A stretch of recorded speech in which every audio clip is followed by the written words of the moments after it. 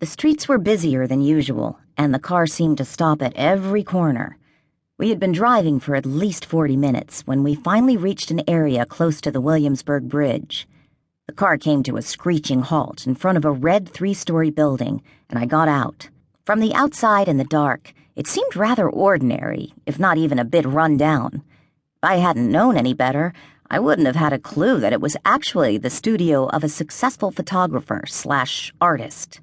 There was certainly no sign indicating the opportunity of a promising job. A cold wind whipped my hair into my face, and I wrapped my coat tighter around me. Shivering near the entrance, I watched Talia change her sneakers for a pair of high heels.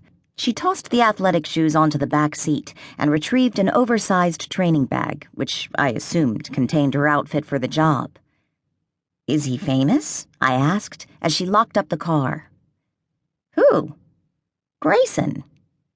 "I wouldn't say that, but he is well established and known for his exquisite taste and expensive art collection." She turned to shoot me a strange look, then glanced up at the windows. "Whatever he shows you, keep any remarks to yourself. His art takes a while to get used to, if you ask me, but he takes it very personally when someone doesn't like it." "Is it that bad?" She laughed. "See for yourself. As they say, beauty is in the eye of the beholder. I've never understood his taste, but I'm not exactly a creative genius. Maybe it'll appeal to you. Who knows?" She slung the bag over her shoulder and let herself in, motioning for me to follow her up a narrow staircase. Her cryptic words had left me eager to find out what she had meant by exquisite taste. Was this Grayson renowned for his taste in selecting just the right model for the job, or did his art cater to the strange and bizarre?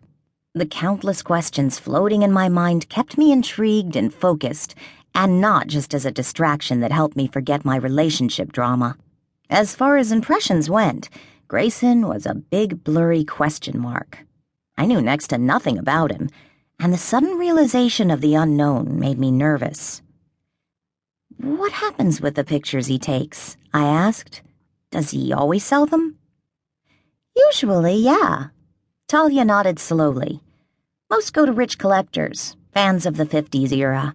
Others he sells to magazines and film and music studios.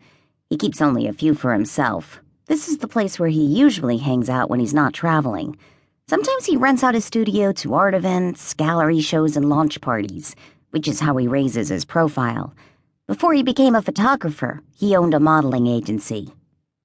She pressed a button above a polished steel plate that had GR Photography engraved on it. Within seconds, the door buzzed and opened.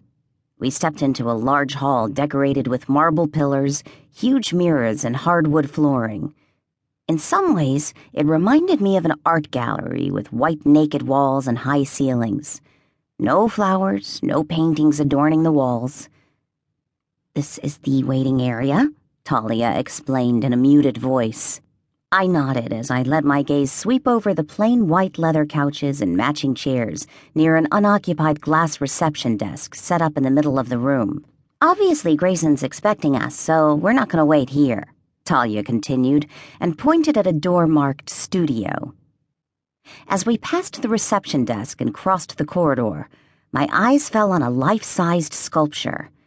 Just looking at it gave me the creeps, and yet I stepped back to analyze it, unable to peel my eyes off the horrid statue. It took me a few seconds to process what I was seeing. The thing was carved from wood and reminded me of a distorted face with an open mouth and big alien eyes reflecting terror. The body resembled a deformed man surrounded by blazing fire, his arms waving as though to cry for help, while his feet were rooted in what looked like earth. I shuddered at just how ugly it was. Actually, ugly was an understatement. It was dreadful. In one word, monstrous. So bad it was almost funny. I pressed my hand over my mouth to suppress a giggle. It was so deplorable and grotesque that I was surprised Grayson's visitors weren't too freaked out to return. "What the hell is this?" I whispered.